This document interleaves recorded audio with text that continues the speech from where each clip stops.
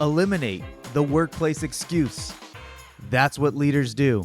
This is the Career Blind Spot Podcast.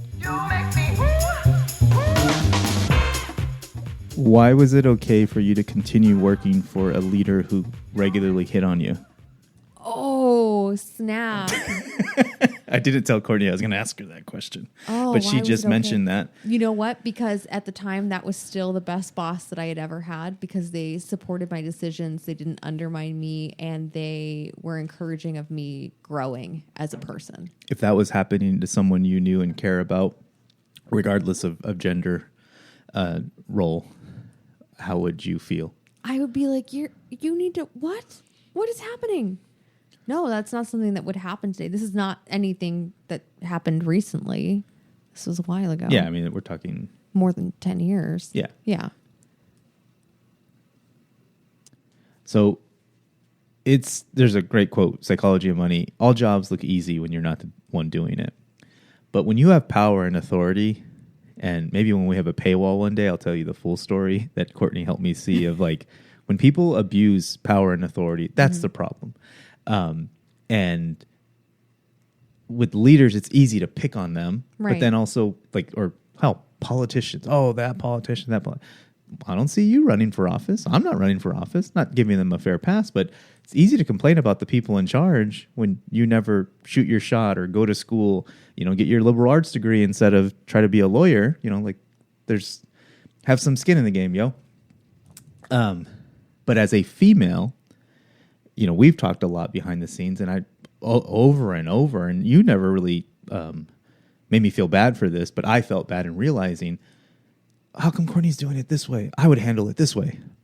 And then it took me probably like a year or two to realize, I have totally different plumbing and circumstances, and not saying I would handle it better, but the consequences are totally different for me. Oh, yeah. You would be very confused why I wouldn't stand up for myself more. And I'd be like, do you know what would be said about me if I were to stand up and speak up on my own behalf? I wouldn't have a job. And I remember threatening a person who was above me and had basically, they were more like, in hindsight, just teasing the way I had trained someone else, but it came off like, oh, it's wrong. Juan doesn't know what he's doing.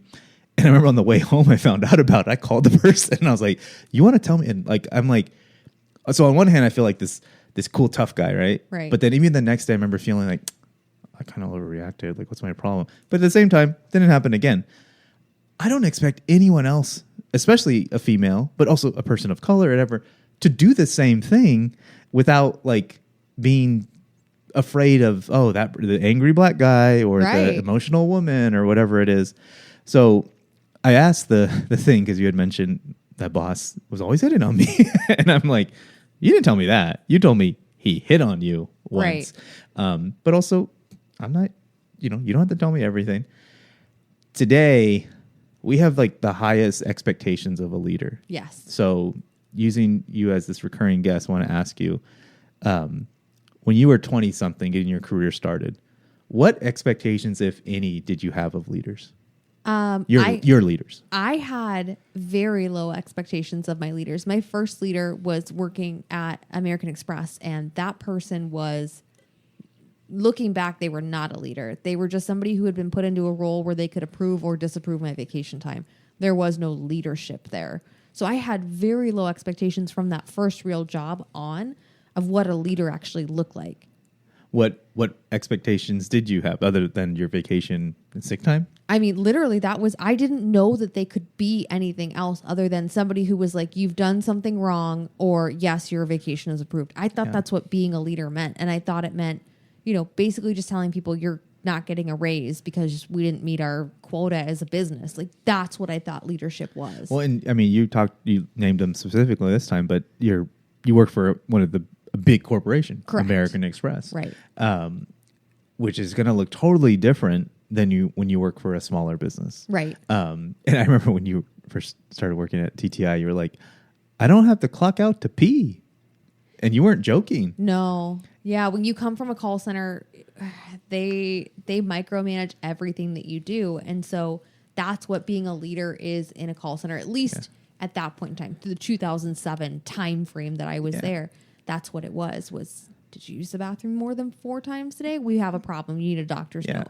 Versus at TTI, they're like, you can go to lunch whenever you want to go. And I'm like, what? Yeah, This is so much freedom. I wouldn't even say most places, but yeah, TTI, smaller businesses tend to give more autonomy because you can't police in the same way. Even if you really wanted to, you wouldn't be doing anything of substance. But in asking this more sensational question, I'm like, I think one of the problems today is people expect so much of their leaders, mentor and job opportunity and all these things, even in a corporate space, but especially in a smaller organization. It's like, how many hats do you really expect them to wear successfully? And I am gonna flesh this out, but for right now, I told you the version of this story when it came back. But I've had this argument with friends who will say it is a leader's job to make sure their employees are happy. And I'm like, I don't agree, but semantics is everything.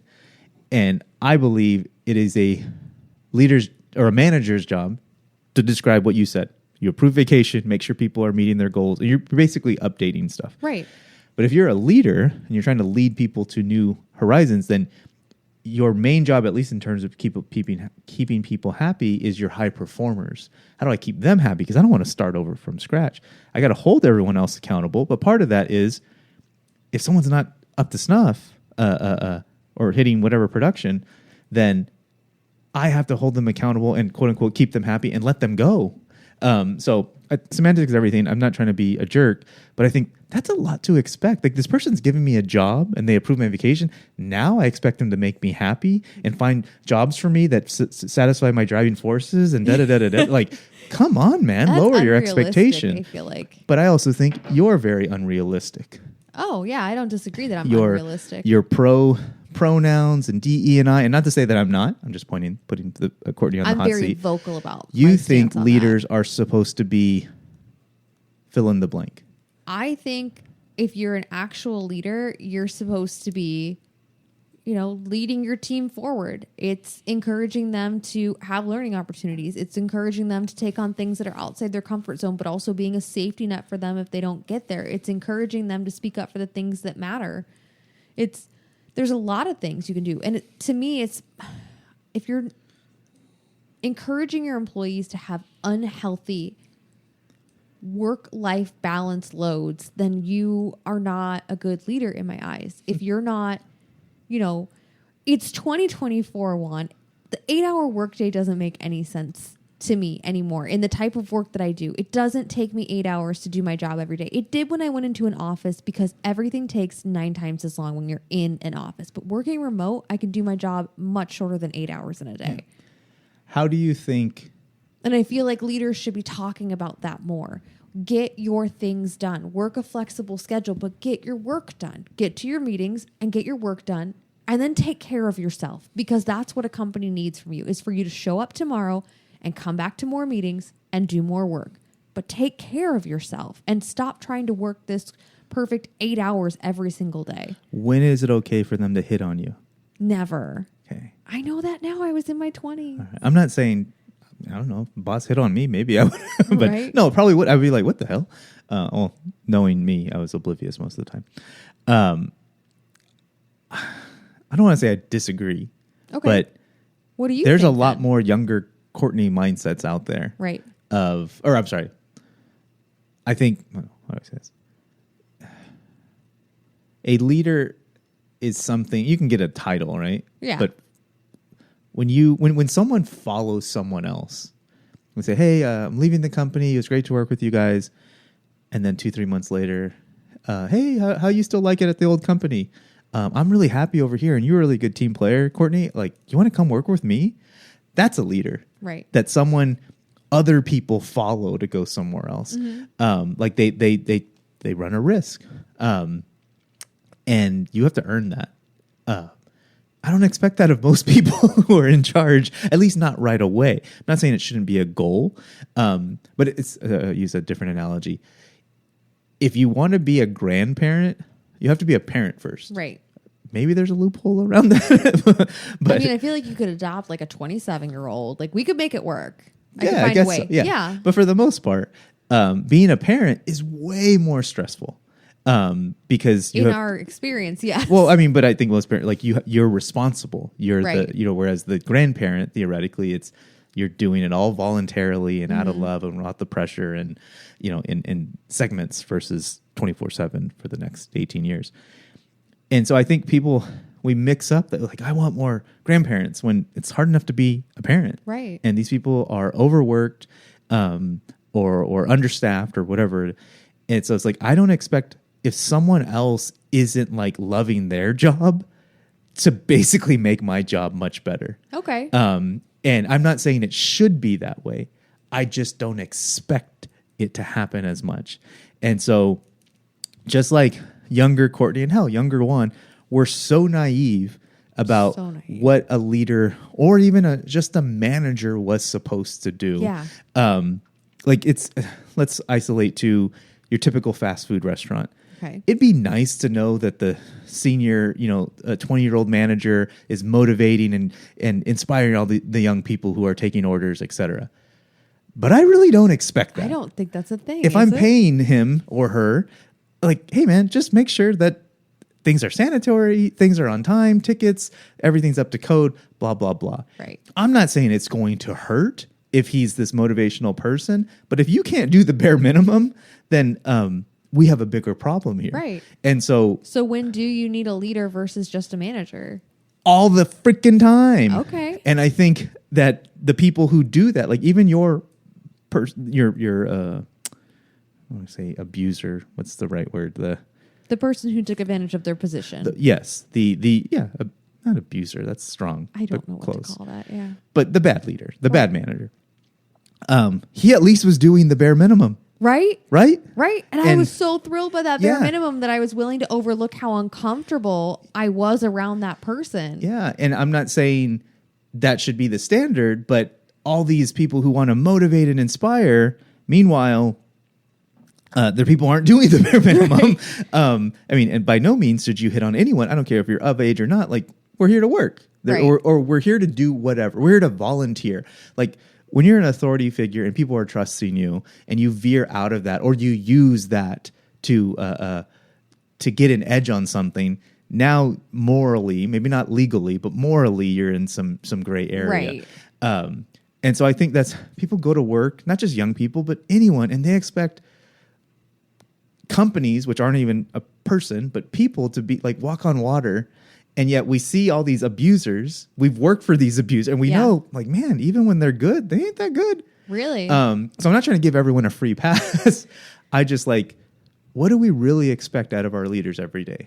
Like, if you were to go start fresh at a brand new company, what's the bare minimum you would expect from your boss? Bare minimum that I would expect from my boss is, I feel like I'm kind of spoiled now because I have a leader who supports when I want to experiment on things, they're like, give me a good reason to trust you. And if I can make a good reason or a good case, they're like, okay, go. Like, having that trust and that support for me to try and potentially fail, and them still being supportive even if I do fail and having my back, like, that is awesome. And I feel like that's maybe not the bare minimum, but for me at this point in my career, I feel like that's the bare minimum that I need. I would not be talking you out of looking for that right. or anyone. But yeah, please answer the question. What is the bare minimum you would expect from a leader? Approve my vacation time. Yeah. Yeah. And maybe don't expect you to work beyond whatever hours. Yeah. Which I agree with you. I think, even 40 hours a week is really arbitrary. Right. Why are, when I pay a vendor or contractor or whatever, it's like, I don't want to pay you hourly. Yeah. Now I'm incentivizing you to take longer. Or now, hey, you finished early. Let me give you more work to do. I would never say that. Let me give you more work to do so I can pay. That's not how I pay the landscaper. It'd be nice, but also I would be like, man, this guy's not a smart person. Or maybe not smart. Overly nice. I don't think most people, especially you're cutting the grass in the Phoenix summer, I'm done early, man. Right. I'm going to go get more business. Right. Not just do I not blame him. I applaud that. Way to have the entrepreneurial spirit and optimize your time. But at the end of the day, I think people have these like romanticized versions of leaders. Right. And I can secondhand information, but interviewing leaders and talking with them, the ones who I see putting in the work also hold people accountable. Oh, and they say like, yeah, I'm going to give there you you autonomy go. and freedom, but also when you step out of line, I'm going to correct you. I and feel if you like keep that's doing the it, bare minimum. Keep your people accountable. yeah, Yeah. that's Dang it, Juan. You hit the nail on the head. I like your answer better. yeah. And I mean, I again, hate it when I you're want to be, smarter than me. I want to be redundant here. Like by no means, hitting on or just any type of like, if this was public, are people going to cringe, or call their lawyers? Like there's no excuses for that type of stuff. No, there's And if not. you're in a situation on either end, because it's not like leaders don't get awkward situations or whatever. Right. But my point of having this more controversial take is like, what are your expectations when you go? When you were younger, I got a job and I have vacation time. Right. I have one. I have insurance. Yeah. But now within a couple of paychecks or whatever like we want our leaders to be Sigmund Freud, give us vacations, motivate us to be our best selves and da-da-da. And then when you look at them and who they are. Handle that annoying coworker so I don't Yeah. have to. Yeah. And I'm not saying that isn't the way. I just don't think it works as well as people want it to work. But it's like, check your expectations. Yeah. So again, bare minimum, hold me accountable. Hold me accountable. I feel like that's a bare minimum of a leader, not a manager, but a leader. Hold me accountable. Yeah. And I think like I really respect people both on both ends, but when it's how people get laid off or let go, Right. you can that's do it such a big one. with kindness. You can do it in just covering your ass from lawyers. You can do it a million different ways, and I could judge you or moralistically, but when people go out of their way to, one, give people a fair chance to make it work, but then two, like, hey, it's not working, but here's what we're going to do, and da-da-da-da-da. Like, that's all extra. That's That all. is. No one is legally making you do that. And even if they were, you're probably, if you're the type of person I think a lot of us could be if we gave ourselves the space to be more compassionate, but also smarter at business.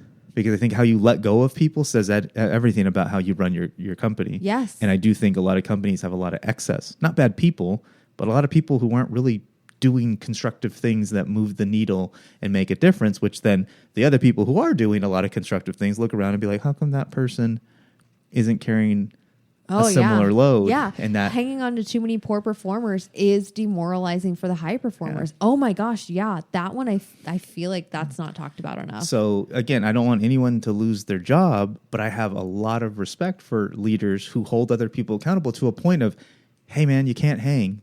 And we're sorry that it didn't work out, but best of luck. And here's what we can do.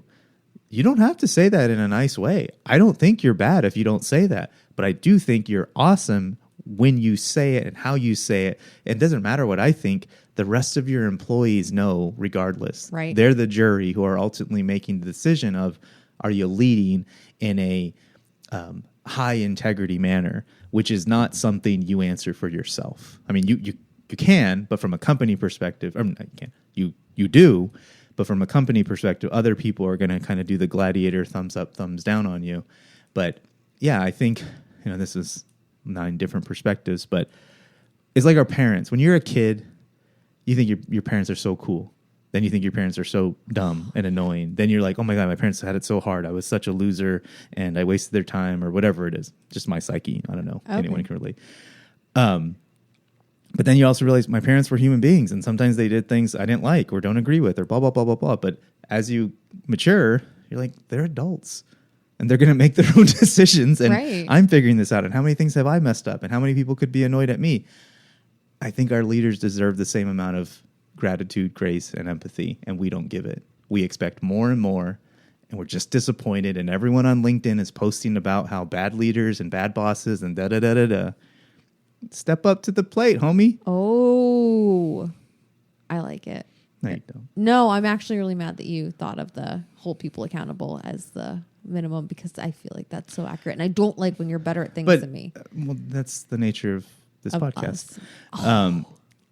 But you helped me see that, especially being an introvert and with other bosses, and especially those people we've had lucky enough to have good relationships with of like, I wish that she would just yell at me or he would just tell me. I was like, you want that? I want Tell them. consequences. Yes. Yeah. And I think we all do. Even they say like little kid, like parenting, kids are testing their limits. Yeah. They want to know, hey, this and that. And sometimes let them touch the fire. You can tell them, but until they learn, they for get a little themselves. singed. Yeah. And I say that now. I'm going to be on the next podcast. I let my son touch fire, and now I'm a bad dad. But rapid fire as we end this. What are some bad things that leaders do? I'll give you one. Wasteful meetings. Yeah, wasteful meetings is one. When they pawn off all the work on you and they don't pitch in at all on stuff. I think that's a good one. I'll raise you the complete opposite. Okay. When they don't delegate to their team. Oh, I hate that. I absolutely, I hate that because then they have no capacity to deal with you because they're too busy trying to put out fires that you could absolutely be helping and growing and help. Oh my God. Yeah. Again, another one, and I'll double down. Okay. When they don't take vacations. Yep. And they set the precedent that neither should you. Yep. Or sick days. And then I'll double down when they do and they're still effing working. Yes. I feel like you've stolen the ones that I wanted to do. Well, these are all inspired by you anyway. Hitting on people. What else? Oh, my favorite feedback that I ever got from a bad boss was, you're really smart, but you're bad at your job.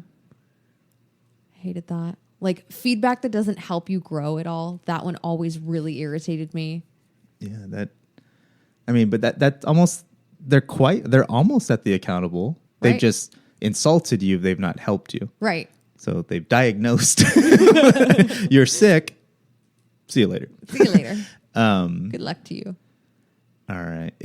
Last question then. Sure. If you were a COO or a CTO or some type of leader, buck stops with you, Okay. what do you think your biggest blind spot would be today? Oh, thinking that I understood what everyone needs by assuming that what I need is what everybody else needs. Like I may say things like, I don't think people should work more than, 5 hours a day. But there may be somebody who's like, I need the structure of an 8-hour work day. And I think I would have a blind spot and not realizing that everybody's different. I think that's where mine would be. I don't think so. Oh, okay. What do you think? I think you'd be good at that. Okay. What do you think? That I'd be too stinky or? Stinky. No. That's weird. I think, I've heard you, especially your team stuff, you speak, you gave me the compliment, but I think you do it well too, of you're blunt but kind. I try. I strive for that. But I think your biggest struggle would probably be when you rip the Band-Aid off. Mm-hmm. You've helped this person and they failed again and again, okay. or they come up short. You got to part ways. Oh yeah, I would struggle with that. Yeah, I think a lot of people do, and I think some people do it too quickly. But yeah. I think more leadership stress comes from keeping on people who fail to live up to your expectations, and maybe that's your own fault, but that's the problem. And the little anecdote I think I've told in the past, but we have a pool, and we had a green pool for like 5 years because I failed to basically pay the right person to help our pool. But keep our pool blue, clean. I meant to say clean. All right. Well, don't date your bosses, kids. Don't date your bosses. I think that's what we're leaving. But marry a leader, because I did. Oh my God. I know. Boo. Bye. I make this show for leaders, those who don't point fingers, but point towards ways they can do better at work. My ask for listening is you share the show on social and or with other leaders, established or aspiring. Until then, no talent, no culture, no excuses.